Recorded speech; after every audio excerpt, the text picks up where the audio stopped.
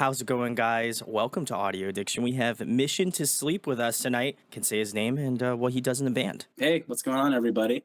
My name is Rob Wu. I play guitar, I sing, but I also record, engineer, mix, and do all the stuff for the band. I'm actually in the studio that we record everything in. So here we are. Very nice, very nice. Well, I want to give a shout out to ACN.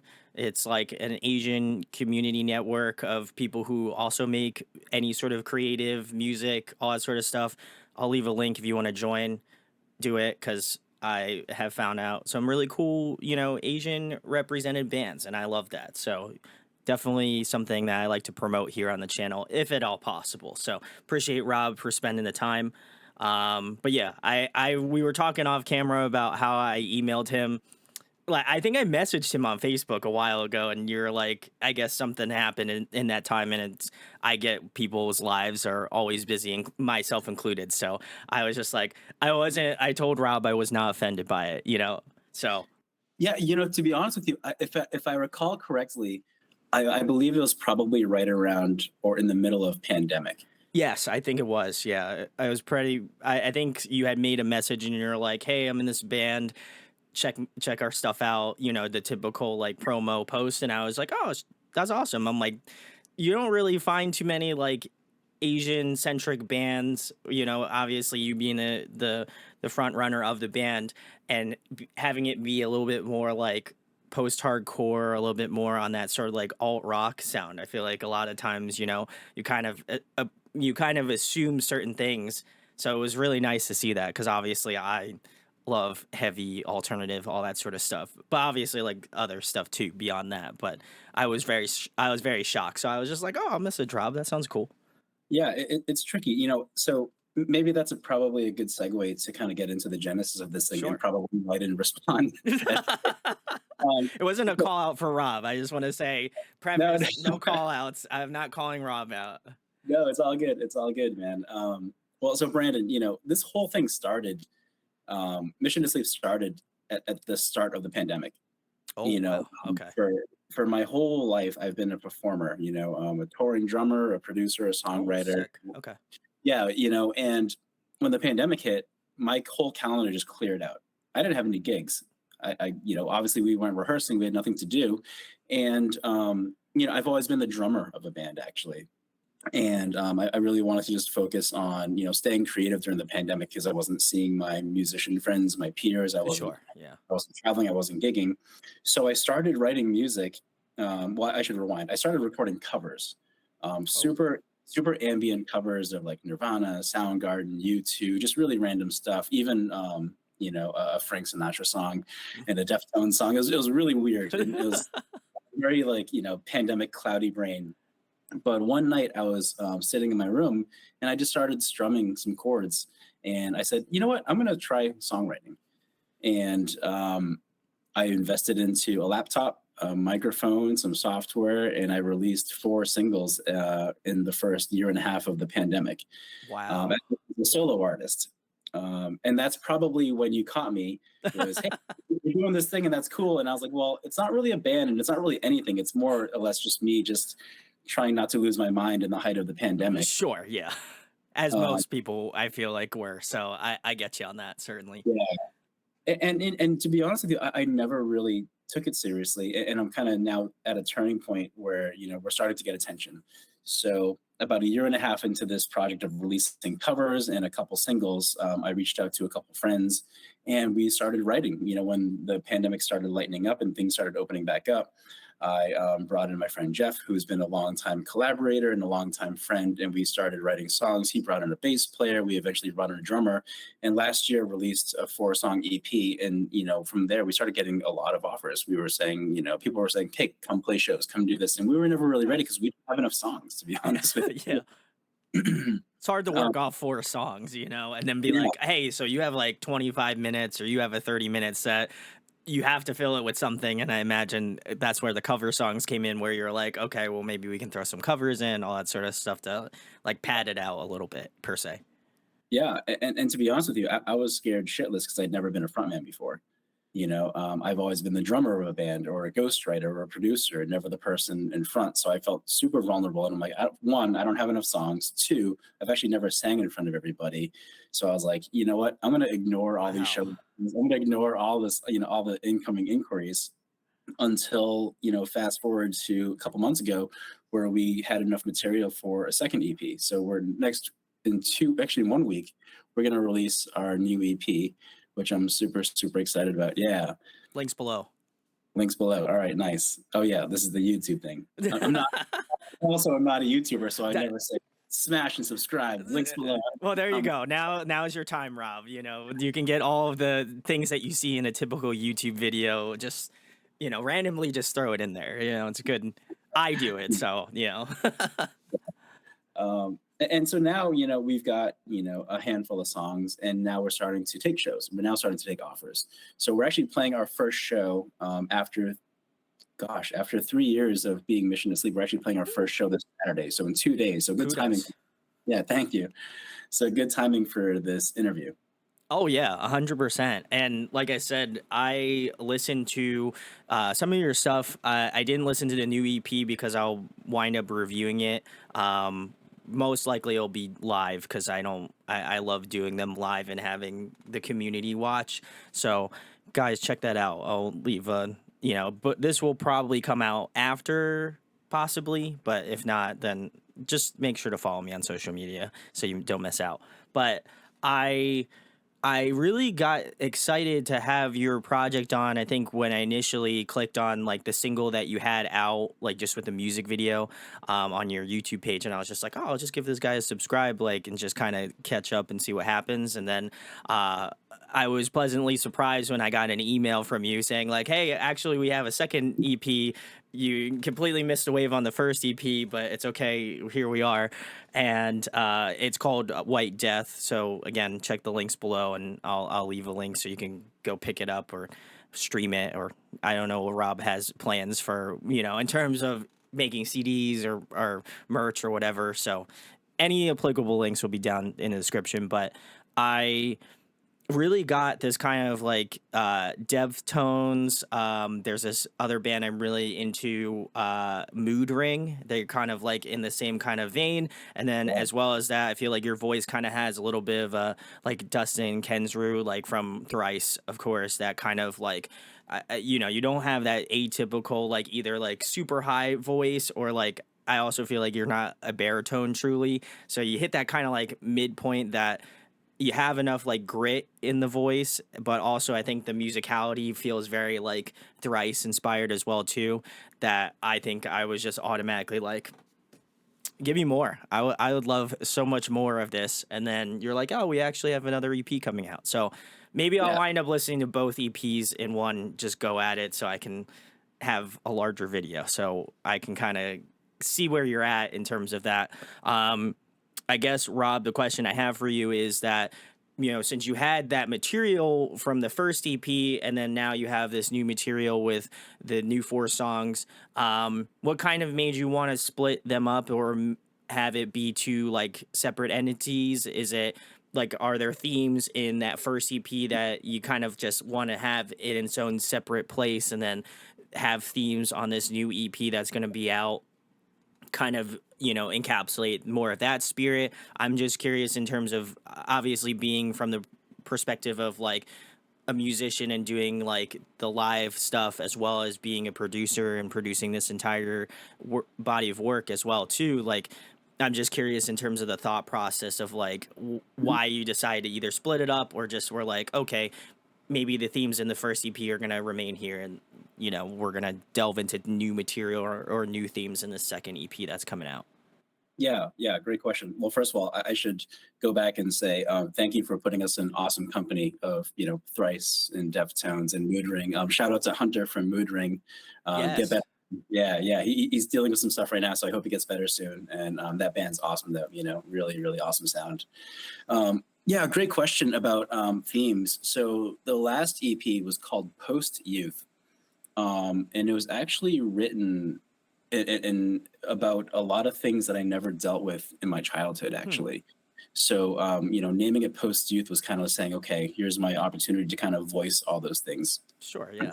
Yeah, there's 4 songs on it, and, one deals with, the death of a family member, one deals with the absence of my father, one deals with, suicide and social media and bullying and how, society is just so insane right now. Sure, yeah.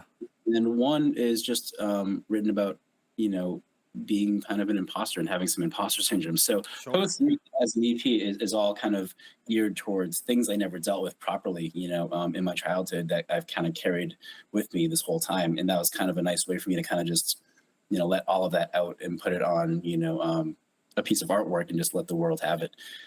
This next one, White Death, is much more, I would say, not so introspective, but much more observative. I read the songs about the impact of social media and beauty standards.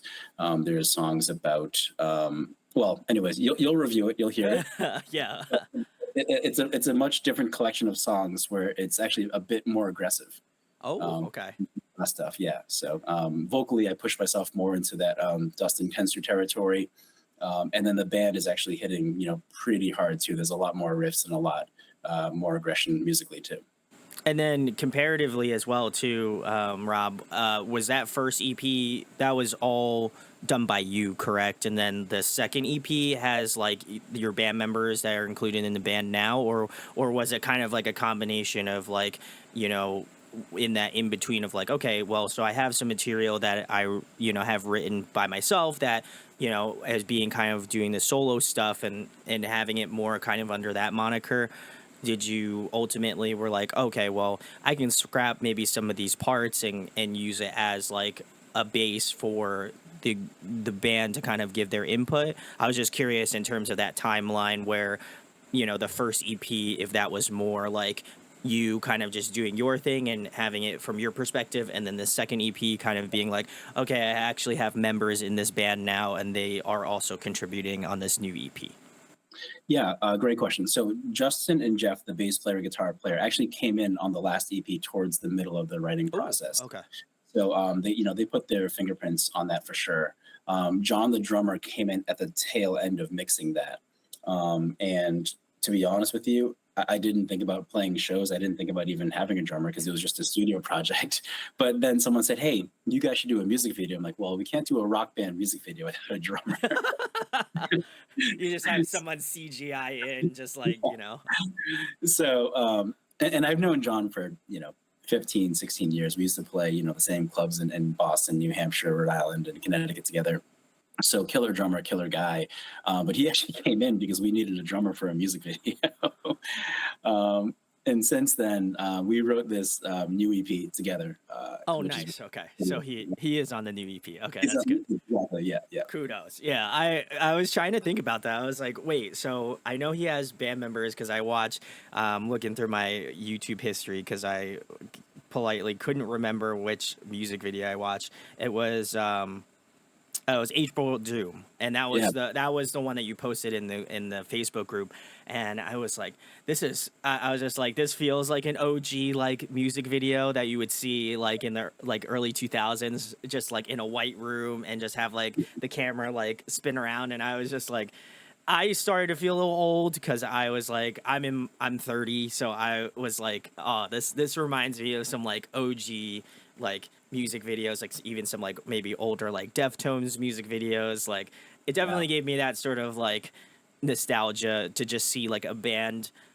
just perform the music like live. And I'm not saying that bands shouldn't do the crazy like CGI like Unreal 5 like Mhm. music videos because those are sick too, but For I sure. don't know. I like the band aspect of things. That can make me old. I don't really care. I feel like that I'm okay with feeling old. Yeah, yeah, no, for sure. I mean, it's just a classic performance video. So we very much grew up in the vein of, Deftones, Hopes Fall, Poison the Well, Thrice, that kind of era of, post rock, hardcore, and metal. So, those are our favorite bands. So, aesthetically and visually, we wanted to kind of mimic that time period as well.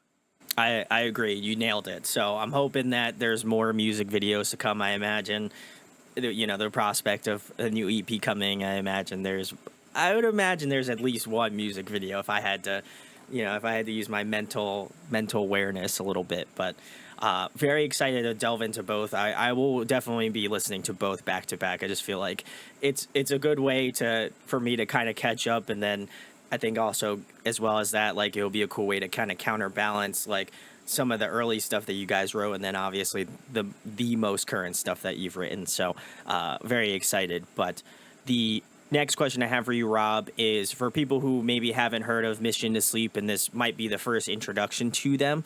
What song would you recommend to a new listener to check out first? You can feel free to give one from like the first EP, and then one from the one that's coming out on well, it's out now, so all Yeah, of it.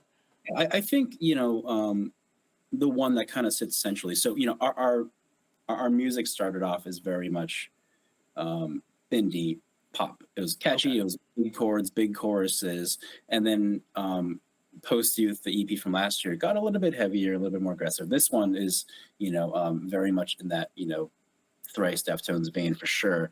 Um, I would say if you're going to start somewhere, start with a song called Sunday Best. Ooh, okay. Kind of a little bit about everything, and it's the first song off last year's EP. Nice. Okay. And you have one off the new one that's out now? Yeah, so we just released Delirium last week. By the time this airs, I'm not sure it'll be last week. It'll be July It might 7th. be. Yeah. It'll But be yeah, in July. Yeah, I got you. it's been awesome. We got it picked up by Mexican bloggers, some Brazilian radio stations, a bunch of internet radio stations. It's been doing really, really well. So we're excited about that. That's good to hear. Well, I hope that people go check out Mission to Sleep. You already know links down below. But I had a question for you, Rob, in regards to being kind of a live drummer and doing that, and kind of the thought process of switching to being a frontman of a project. Like, what type of I guess what type of thought process were you going through? Because I think that like that's quite an interesting shift in focus, and I imagine I would hope maybe I don't know if you plan on getting back into doing the live drumming again and being doing that life again, but I'm just curious in terms of like the process of like finding that sort of headspace, because you said that you did drums and now in this project you're doing guitars and vocals. There's a lot of like moving parts that I'm sure are involved with that. What kind of made you just like, what was kind of like the flip of the switch in your head, like I should just do this, like, well, I should just front the band, I should just sing, I should do guitar, like there I feel like there might have been a moment, at least from what I could gather, that you were just like, fuck, I'm just gonna do it. Like that just seems like the coolest option, and I'm gonna try it. What's the worst that could happen? Yeah, great question. Throughout my music career, I've actually played all of those roles except for singer. So Oh, okay. yeah, so I was a drummer for several rock bands. But within those rock bands, I was also sometimes the primary songwriter. So I was playing guitar, I was recording bass, I was a freelance studio musician, I was producing other bands. So I was kind of playing and wearing multiple hats for the last 10, 15 years, Sure. but just never really publicize that or put my stamp on things. And I decided, when this project kicked up, and I was like, well, it's in the middle of the pandemic. I'm not rehearsing. I'm not seeing anything, and I'm not seeing anybody, and I'm not gigging. This is my chance to kind of just break out and try something solo. So I tested the waters with some covers, and that got a lot of cool traction on Facebook. And I said, okay, that's cool. There's an audience for this kind of stuff. And you know, when that kind of happened, I kind of got the confidence to say, okay, maybe I can sing for a band.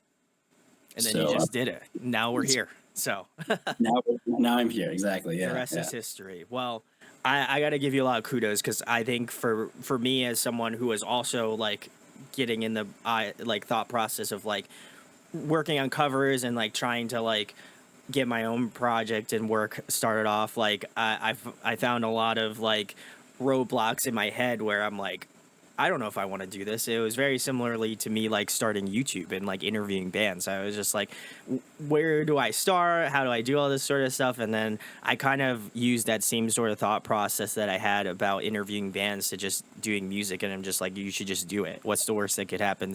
Somebody might not like it. A lot of people might like it. I don't know. But if you're not willing to just kind of like put yourself out there and do it, like you're just gonna think like, oh man, I wish I did it, right? And then I think that's kind of like the thing that like loomed over me, like, oh, well, I don't want to make that happen. I'd love to just take my shot and try it. Yeah, look, life's too short not to try it. Exactly, You exactly. know, and here's the truth: you could record them and finish the songs. Who cares? You don't have to release them, but just at least finish it, and so you have that sense of accomplishment and that sense of finality on these ideas, right? Um, and then if you want to release them, great. And if people like them, great. If they don't, guess what? Who cares? Yeah, yeah. As long as you care, as long as you're still in it and you love doing it, I think that's the biggest selling point. So I Yeah, love yeah, that. yeah. Music is very much therapeutic and fun. And if it's not fun and it's stressful, then maybe you shouldn't be doing it. But if you're having fun and it's a creative thing and you're proud of it, fuck everybody else, man. Oh, 100%. I am on the same boat as you on that one, Rob. But the next question I have for you as well, anytime like I have, obviously people from multiple different backgrounds, I always love kind of delving into this a little bit more because it just, seems appropriate. But, how important to you is doing this project and having that sort of representation of Asian culture within the alternative scene? Because, I don't think there are too many, in terms of projects. And I mean, I try to do my best to source it out.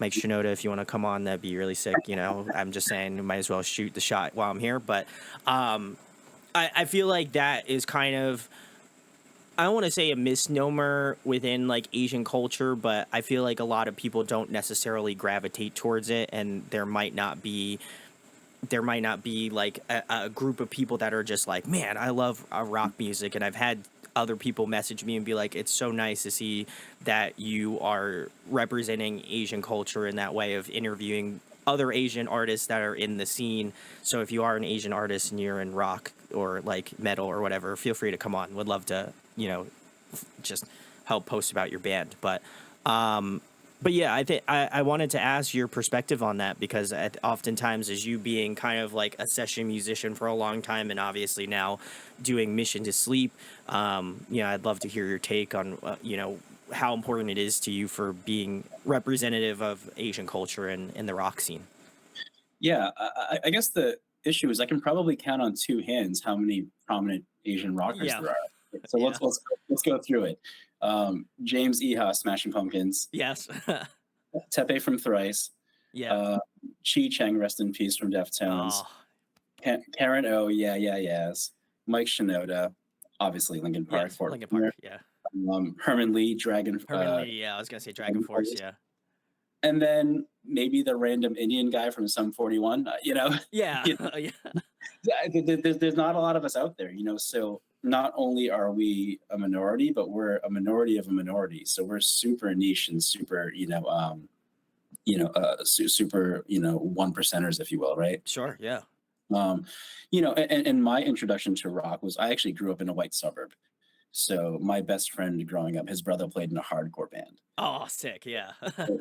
And he took me to my first show. So my actually first show, I was 12 or 13, and I saw Deftones downset an Orange 9 millimeter Oh my God. at a 500 seater club on the Adrenaline tour when they were on their first record, and Wow. it was so transformative. I'm like, who is this band? What is this music? Because before that, I only had my parents' record collection, and I'm a first generation Asian American. My parents are from Taiwan, so when they came here, they didn't really assimilate to American culture. They just had one random Rod Stewart record, you know, Mariah Carey, Merry Christmas, and like just like three other records. I'm like, okay, that's what I listened to when I growing up. So I didn't know about Pantera, Slayer, all these cool bands, Alice in Chains, Nirvana, until like much later, and I Sure. found out. So I actually grew up in a white suburb, and I was introduced to hardcore music first. and I was like, "Oh, this is awesome." But because it was a white suburb, no one else looked like me, right? I was the only Sure. guy. Yeah. But I remember going to see, and this might date me, but I was seeing Caven and Converge and Unearth in these, like, 200 seat, VFW halls and Knights of Columbus, locally, because they're all from Massachusetts. Sure. Yeah. Yeah. Yeah. So I grew up in that scene, which I was very, very fortunate to be in. Great scene. And Yeah.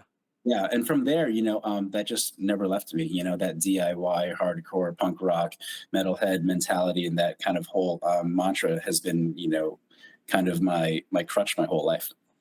I can find the same thing. Like I grew up and also I feel like people probably know this about me now at this point, or maybe not. And if you are watching now, you know. But I'm adopted, so for me, like I also grew up in a very like predominantly white area of New Jersey, and so my first introduction to like hardcore and like heavy music were like some of my early friends that like were like, "Oh, we can only listen to like Under Oath, like August Burns Red, like Devil Wears Prada."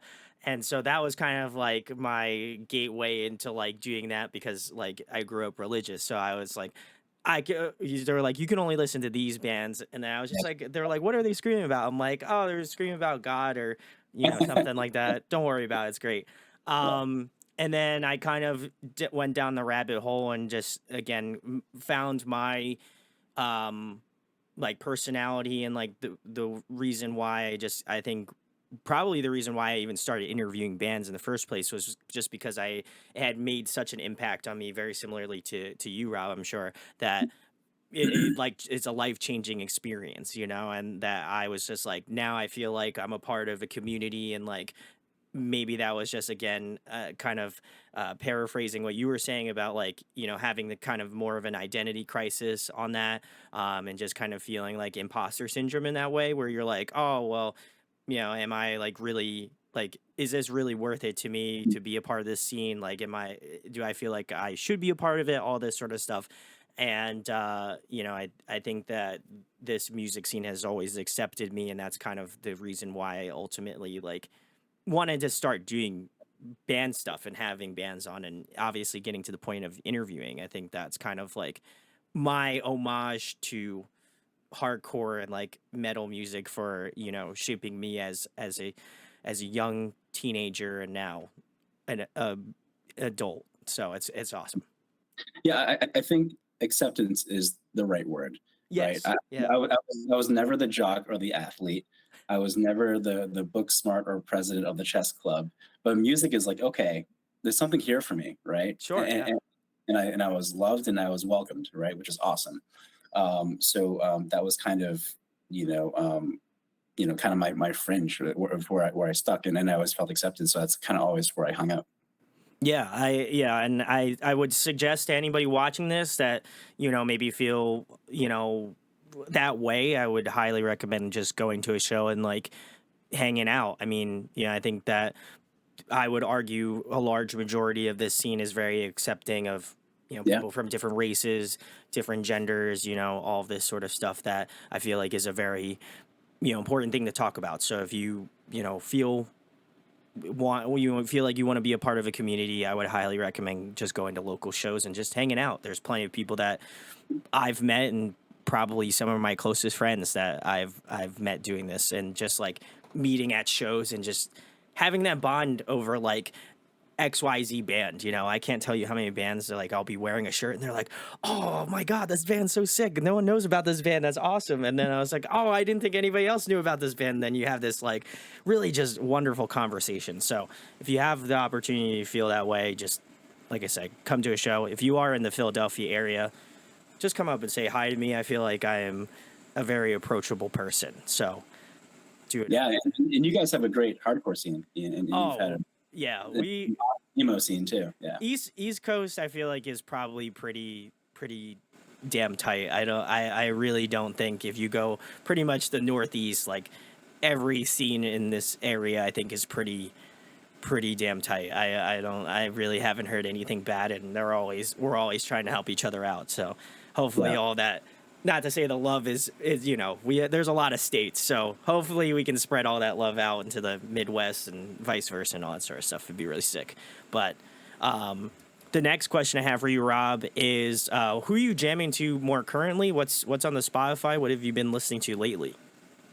Oh God. So okay, I've got two kids, so whatever they listen to messes up my messes up my Spotify. Oh, Yeah, I mean they totally fuck up my Spotify algorithm.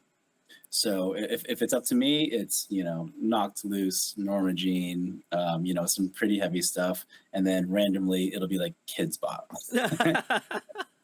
um, right now, what am I jamming to? I'm really into actually pop music. oh You yeah, same. yeah, there's nothing wrong with pop music. So the Silk Sonic record is Oh unbelievable. yeah. It's super sexy, really classy, really well produced. Anderson .Paak's a nasty drummer. Bruno Mars can obviously sing his ass off. Um, I got into EDM for a while, so I was into Above and Beyond and Adventure Club and Knife Party and things like Oh that. okay, yeah. My tastes are all over the place. It really depends on the day. I feel you on that. That's me on most occasions, unless I'm like reviewing something that I'm like, in the headspace. I just checked out the new Tesseract song and I was like, oh man, that thing was a monster being like 11 minutes long. So I feel like if you can keep your attention for 11 minutes long, then you've reached goated status. So go check out the new Tesseract if you haven't yet. It's rad. Um, but yeah, I kind of feel the same thing. Are you trying to like slowly like indoctrinate your kids into like heavier music? Are they about it? I'm Yeah, always curious. yeah. I do it in small doses. I introduced them to this Japanese metal band called Crystal Lake. Oh, fantastic. Salutes. I love Crystal Lake. And they're like, "Oh, I like the way that guy sounds. He sounds like a monster screaming." I'm like, "Yes, he does. He's awesome." I have video of my daughter headbanging to "Knocked Loose" when she was like 1.5.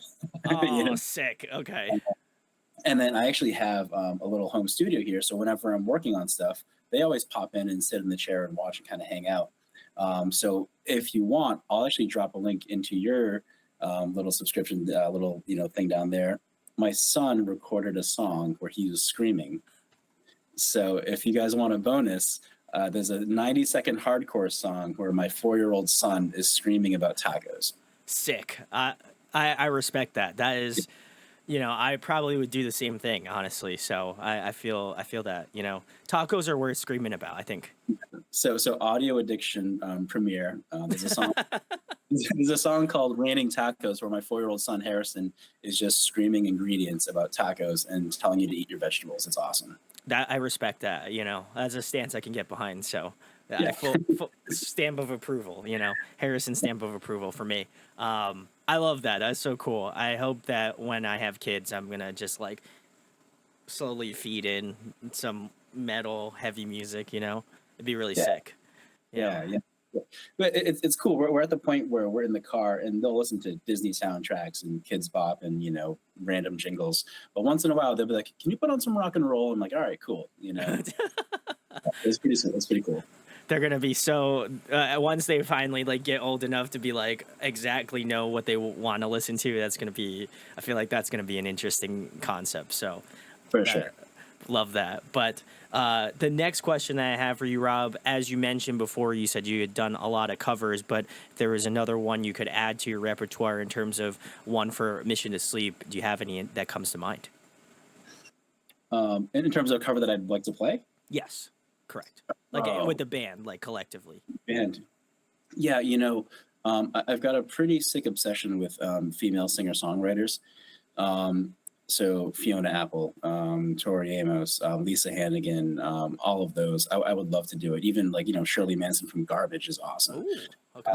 So if there's a song out there, um, maybe cliche, but "Criminal" by Fiona Apple would be really cool. Yeah, that would be really cool. Kind of like a heavy song, because the chords are really diminishing and really dark, and there's a lot of tension. And what she's singing is, pretty provocative and sexy. So it's like that could lend itself really well to kind of a Deftones-esque cover. Oh yeah, I think you could. I think you guys could smash it out of the park with that one. So I like that. I think that would be really cool. I guess like if I was to add another to the singer-songwriter repertoire.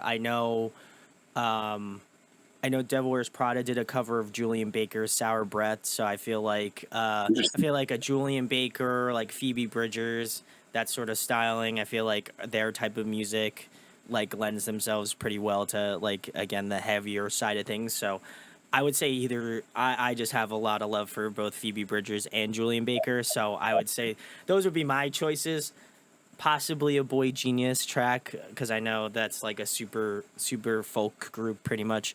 Um, but yeah, I think those would be my choices if I had to put my metaphorical token into the hat here. So Yeah, I'm late to the game on Phoebe Bridgers, but like her stuff is out of control. oh, it's great. It's so good. I love her It's so stuff, good. Yeah. and definitely I would say if it wasn't a female singer songwriter, I think maybe like a City in Color would be really cool. I know he's in Alexis on Fire, obviously, but I feel like one of his songs definitely he's got some moody songs, so I feel like that would also be a really cool possibility. Yeah. For sure. For sure. Yeah. But guys, if you have any other suggestions for Mission to Sleep, drop them in the comments. I can't guarantee Rob and the gang will do that, but listen, you put your name out there, you put your voice out there, and who knows, it could happen. So Yeah. I'll tell you what. If there's a request, DM me on Instagram and I'll reply with a ooh, 60-second cover. I like that. Okay, even better. Do that and make sure to give him All a right. follow while you're there. Because that'd be really nice of you. So go do that. The next question I have for you, Rob, is what is your favorite food to eat? Oh man. Um, Man, I hate to be so Asian, but I love sushi. It's a good Of choice. course, he picked sushi. No, No, no, no, no. yeah, yeah. I could eat sushi every day for Do, sure. do you have a Um, specific roll or like sushi in mind that you like? It's a must. no, all of it. All of it. Yeah, just all the sushi. Just have a whole tray out for you. Give Yeah, me the boat. Yeah, I like that choice because I know I've picked that on a few occasions. I would say, very similarly, I think ramen is also in that category for me. Again, not to pick something Asian, but man, that shit's so good. so I, it's the best. Yeah, it's hard to argue when things are good. I feel like you might have your brain might have the affinity to pick that, but I can guarantee you Rob would just crush a tray of sushi. So he seems like that type of guy. So I don't feel like it was just an obvious pick. So yeah, 1,000%. I actually have a tattoo of an octopus eating sushi. So there it is. I love that. I love that. The dedication. Um the next question I have for you, Rob, is if you were to pick a dream collaborator on an up and coming song with Mission to Sleep, does anybody come to mind? That is really interesting and really tricky. The obvious, the obvious would be a China Moreno, right, from Deftones. But let's not go with the obvious, because I am such on a female singer songwriter kick.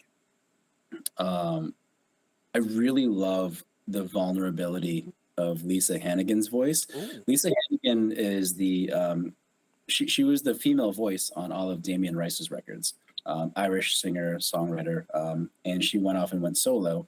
But her voice, if you haven't heard it, is probably one of the most frail, fragile, but most beautiful voices out there. So if you haven't heard of Lisa Hannigan, there's an album out. I believe it's called Passenger, and it's out of control. It's amazing. Go check it out. There we go. Well, guys, if you want to hear, we're going to put it out there. We're all about manifesting here on the channel. So if you want to see this happen, I need you to go onto Instagram. I need you to tag Mission to Sleep. I also want you to tag Lisa Hannigan. And we might as well do it anyway. Chino Moreno, tag them. And then type the word collab, question mark. And again, I am not a legal scholar. I did not go to law school. But, I am in the true belief that if it is online, there's a possibility it could be true. So Yeah. why not test that theory out? So if you want to give it a share, that would be rad. And who knows? Maybe Lisa Hannigan is like a Mission to Sleep super fan, and that would be amazing. You never know. You got to shoot your shot. So there we go. We're shooting the shot right now. But The next question I have for you, Rob, is if you were to put a dream tour lineup together, who would be on it, including Mission to Sleep? Oh gosh, yeah, great question. Um, for nostalgia reasons, Glassjaw. Oh, okay. Yeah. Yeah. Classic Long Island hardcore band, super influential. But my friend actually runs front of house sound for them, and I've got the opportunity to see them, pretty intimately. And just one of those incredible, inspiring bands that just totally crush it. So Glassjaw. Um, I would have to say Norma Jean, Oh, yeah. because it's just heavy and it's always fun. Just big, nasty, sloppy, ignorant riffs that are just, mosh pit city. That's awesome, Oh, yeah. Oh, yeah. Um, and then I'll throw a curveball out there. I really like glass animals. Oh, okay. Yeah, that's wow. Okay, right. Would they fit on the bill? No, but would it be awesome to see them and share a stage with Glassjaw? Yeah, that would be awesome. Yeah, so there you go. There's my 4 band tour. Oh, that's great. I like that tour. It feels very evocative of your influences and what you like. So can't deny it. That sounds great. But the next question I have for you, Rob, is a big one. Much like most things in my life, I'm a nerd about most things, but I'm also a huge nerd about video games. So if you could be a video game character, who would you be? Video game character. Gosh, my son's now just getting into the old school Teenage Mutant Ninja Turtle arcade game. Yeah, yeah, yeah. I got you. So, um, it would have to be Raphael for sure. Ooh, okay. All right. Yeah. Respect. How about you? Who are you picking? Oh, I have to pick. I feel like I'm gonna die on this hill, and I say it very often and a lot. I would say I would love to be the Pokemon trainer from Generation Two. That I am just a diehard Pokemon fan. If anybody knows me, knows that I will die on that rock forever. So I would say Gen 2 trainer. Ironically enough, his name is Brendan, so not too far off. I feel like it's fate. So I would say that that would be my choice if I had to pick a non like sanctioned choice. Hmm, I'd probably say it's a tie. I'm a really big Kirby fan, so either Kirby or Hmm. I love Sora from Kingdom Hearts. I feel like that series is just a fantastic series of like Disney stuff along with like Final Fantasy RPG like JRPG elements. So I would say Sora from Kingdom Okay. Hearts as a secondary choice. Yeah, your Kirby was close to my second choice, which is going to be Yoshi. Oh, nice. Okay, yeah. We Yeah, had some classics in there. I like that. who doesn't I'm know, very who doesn't love Yoshi? I'm very much a Nintendo stan as well, so I feel like I'm just like that's the bread and butter for me. So I would say those, but love the choices, Rob. The next question I have for you is favorite TV show, favorite movie. Favorite TV show. I suck. I don't really watch a lot of TV. I don't really know That's anything all about right. TV. You got But kids, so I I do, get it. but I do love cooking shows. Uh, Oh yeah, same.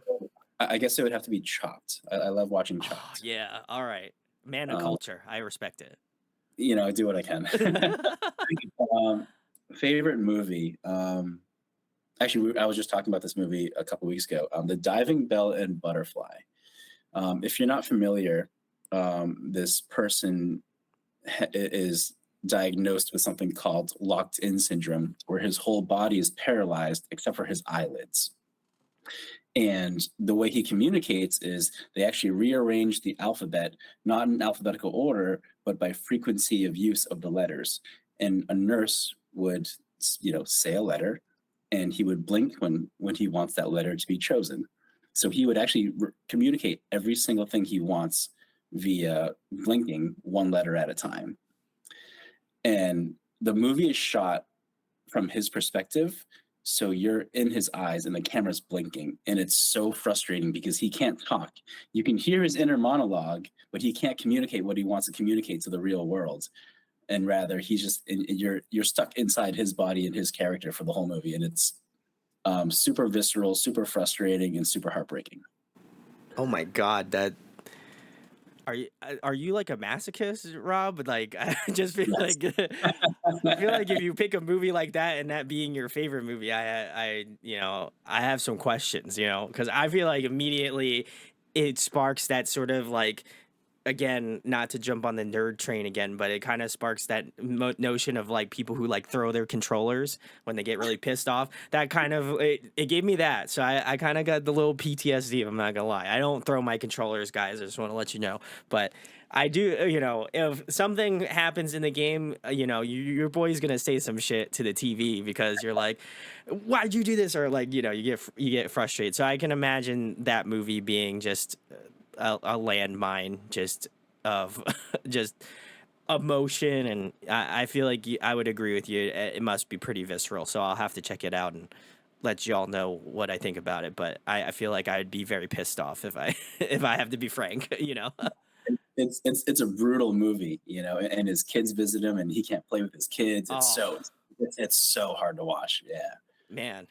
yeah. Well, I don't know if I'm gonna go to your house, Rob, for movie night. I don't think that just doesn't seem like it's in the cards for me.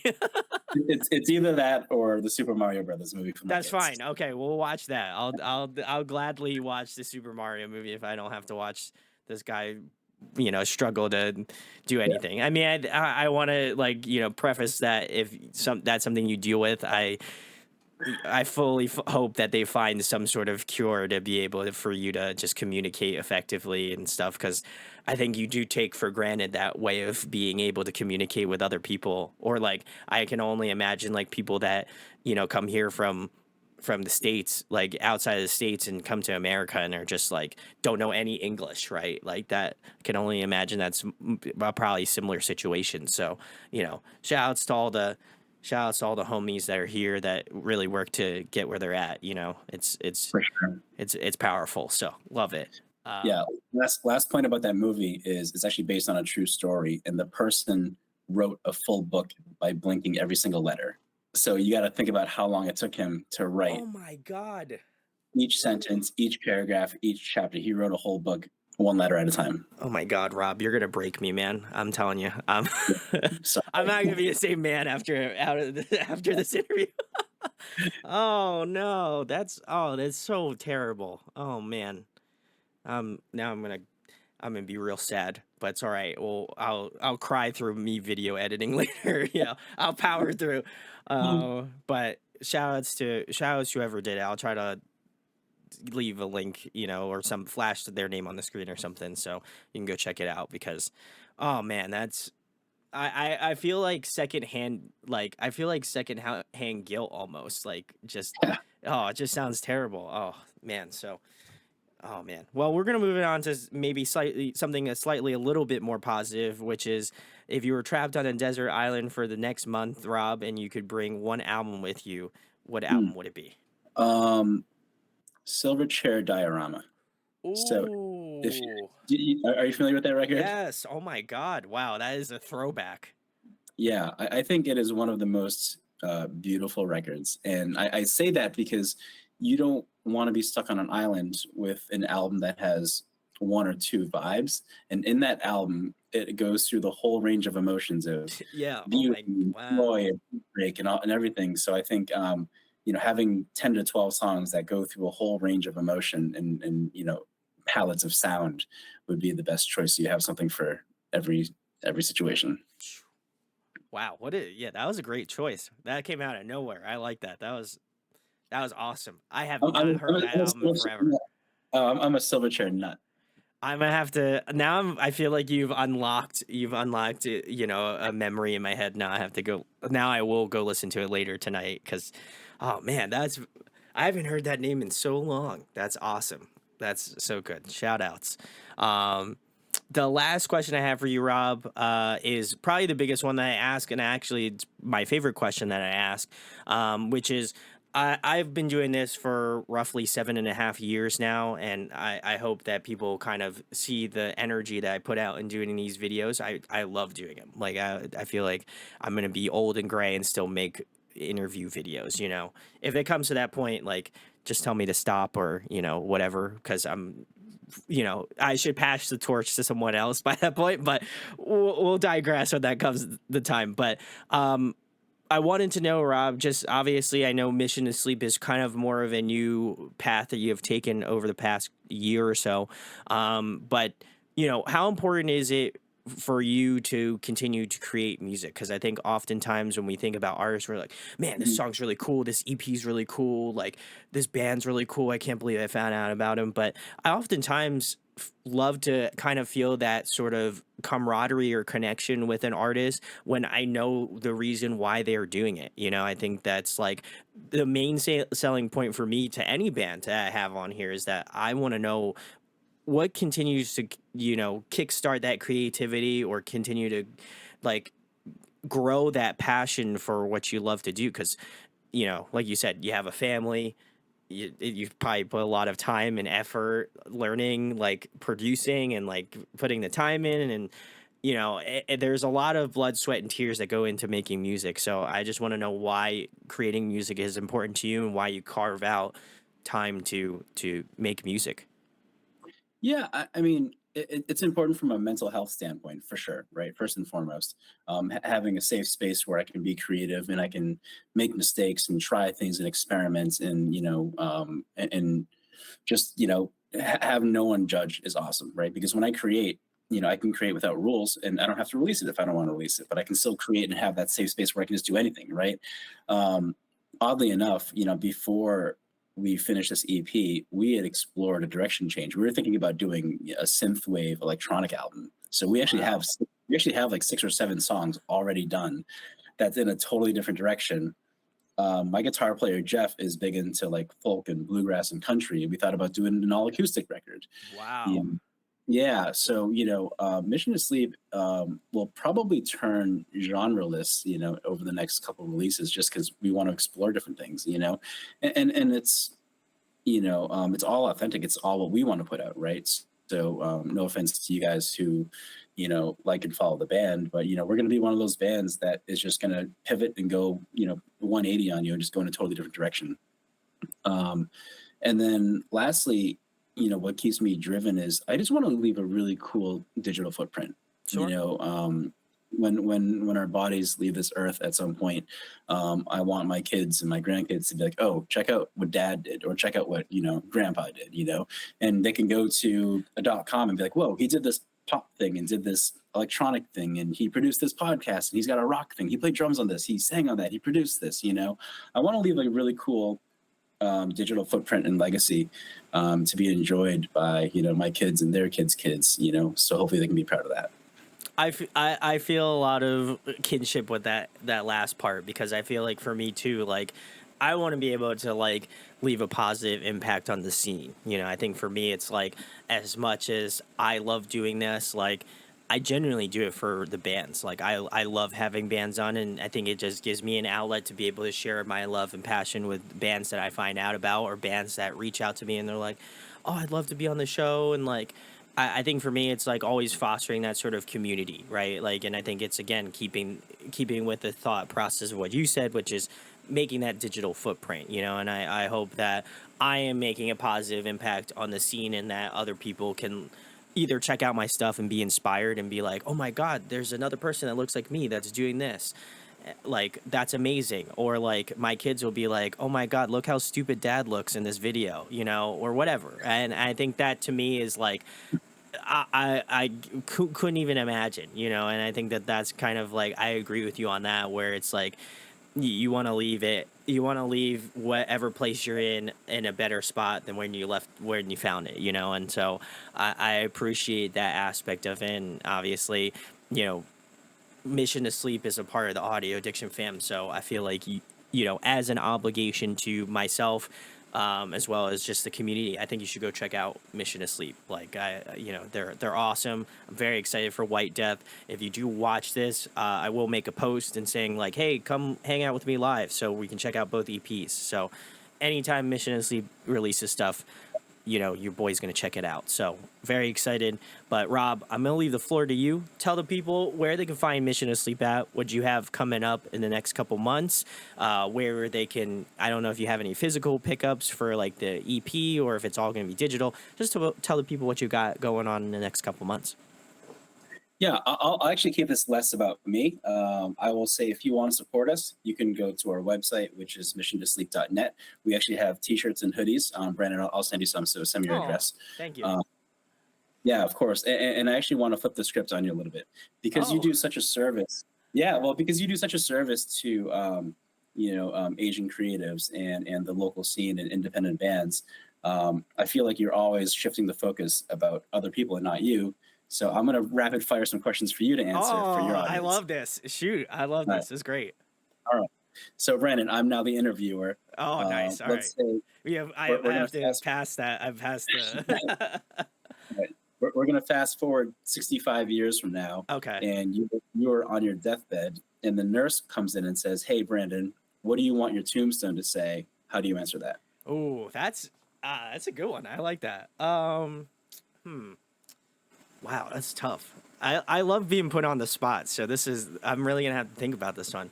Um, I don't know if I would have anything. I don't know if I have anything specifically I would want it to say, but I think it's just like as I mentioned before, just kind of leaving the earth better than the way you've left it. Like I think like being an Asian American, being an adoptee, like I've always I've always found a purpose in understanding other people's situations. I think that, I think a lot of people go through life and think about themselves in that way. And, you know, that's no fault of their own. It might be their upbringing, whatever. But kind of going back to the point I made earlier about community, and I think that that's what really inspired me to just kind of be like, oh, this like shit's not about me. It's about other people. And, as much as that sometimes might always not be reciprocated, I think it's still important to leave people with that sort of positive impact that you would want to receive, and if it's received well, then the feeling might be mutual, and if not, then you just know that that maybe might not have been the path you wanted to go down. And I think so. I always try to like do the best that I can for whoever I'm talking to, obviously within reason, but I try to help out any people that I truly believe like need the help or deserve it, and I think I think I would hope that more people kind of think about it in that way where it's not about them, it's about, other people. And that doesn't necessarily mean you shouldn't have boundaries. You should absolutely do that. But I think having a caring attitude to other people, I think it will allow you to go much longer and much farther than anything else. So that is a very long tombstone. So somebody's gonna be cracking away at it for a long time. Well, that's beautifully said. Okay. Um, because you've interviewed so many artists and obviously you're an audiophile and you've listened to so many different genres and bands, if you could take one singer from one band and put him or her into another band and front a new band, who would it be and what's Ooh. the collaboration? Oh man. Well, I feel like I've always loved, and Haley Williams, if you want to come on the show, would love to have you. I feel like Haley Williams is just like the goat of the scene, so I feel like she would be really good. I would love to hear her take on like, I'm trying to think what would be really cool for her to front like a band. I think maybe like almost a, because she kind of does pop now and she did pop punk like before, so I feel like maybe like a heavier band. I think that would be kind of interesting, like more of like a hardcore kind of project. I think that would be, I'd love All to right. hear her just get all of her anger out. I almost can be guaranteed that she has to have It's in there. some pent up rage in there, to unleash. So I feel like if she was capable of doing that, or conversely, I feel like she would do really well in like a soul kind of like R&B maybe thing, like because she's got such a like powerful voice. I think she would do super well in like maybe like like an indie kind of R&B, like soul kind of body of work. I think that would be interesting. Nice. Okay, last one. Ready? This is All the last one right. from I love this. because it gave you a little bit of advice on writing songs and getting out of your shell. You've been doing this for 7 years. Um, Give the next YouTuber, interviewer, or podcaster some words of wisdom to keep on going and to have fun with it. And what would you say to someone who's just up and coming and now starting on their journey of doing something in this lane? Yeah, I love this question. This one's a good one. So you're crushing it, Rob. I think you should start a podcast. Not me. I would say my advice would be fail often. I think people think that I like am just the best thing since bread. I didn't say that personally. I think that I think it's to have like realistic expectations. It's like people are always like, "Oh, you should be like super proud of your stuff," and I'm like, "I am. I am absolutely proud of it." But I always take it as a challenge, and every interview that I have, I'm always trying to one up myself. Like, what questions can I ask, or like, how can I like more deeply connect with someone that just hop in a call with, and you have to like have charisma and have to have this sort of camaraderie with an artist even though you've probably never met them, and this is the first time Rob and I have ever met, so it's difficult to kind of manifest that. And I think that when I was doing it early on, it's like you're scared, you're nervous. Like I imagine very similarly to any band or project, like it's the same thing, So I would say, don't be afraid to fail, because I think some of the best moments that I've learned doing the channel is that I've failed, but I didn't allow that to just stop me from doing it. So I would say fail often and be able to kind of pick yourself up and be like, yeah, that sucked, but we press on and we're going to keep doing it, So I would say that would be my advice. Nice. Super well said. Well, thank you, Rob. And then again, I'll let you tell the people as well where you're out on social media. And you said you have, other than the show, you have this upcoming Saturday, which unfortunately this is going to be the show has already passed. Is there any other shows or things that you guys are going to be doing before the year's out? Yeah, we're looking at Boston. We're looking at Providence later this year. Possibly New York, New Hampshire, wherever things take us. We'll see what happens, But yes, so you should expect this EP to drop on the 21st. If this podcast drops later than the 21st, then it dropped It's last out week or whatever. now. Yeah, it's up to you now. And I'm thinking about doing a stripped EP where I take Ooh. a collection of songs from this EP, a collection from songs from the last EP, and maybe two or three of the first singles, and playing them all just, one guitar, one mic in a room, and just releasing a totally stripped down EP. That would be great. Well, guys, listen. I don't have to tell you much more, but I'm going to go check out Mission to Sleep. All of the links will be in the description. If you can go pick up merch, that is the best way you can help out Rob and Mission to Sleep. So I would highly implore you to go do that. If you have the opportunity to come see this live as I go through both EPs, that would be amazing. So maybe I'll just make a Signal Boost post and you can go check that out and, kind of sneakily plug the new interview we're doing with Rob here. So I'm very excited, and hopefully, if you did miss out on it, there will be a link to go watch the VOD. So go watch that and just pretend you're hanging out with us live. I don't know, whatever you're feeling that day. But yeah, please go check them out. As well as that, I want to give a shout out to ACN again. If you are an Asian American or just make music or are creative, it's definitely a cool Facebook group to join, and would love to have you. If you do come from ACN, feel free to come on here. I'll definitely be giving it a share in that chat. So if you are a musician and you would like to come on, be amazing. Love to have you. If you enjoyed this interview, share, like, and subscribe. It goes a long way. I am getting close to my goal. I'd love to hit 5K before the year is over with, and we're like a little over halfway there. So I think that's pretty rad. So if you could help me out, one more closer to that goal. So if you could do that, be awesome. And as well as that, go subscribe to Mission to Sleep so you don't miss out on new tunes. And that's it. So thank you to Rob for coming on and chatting with me tonight. Cool. Thank you so much, man. I had a lot of fun. Thank you.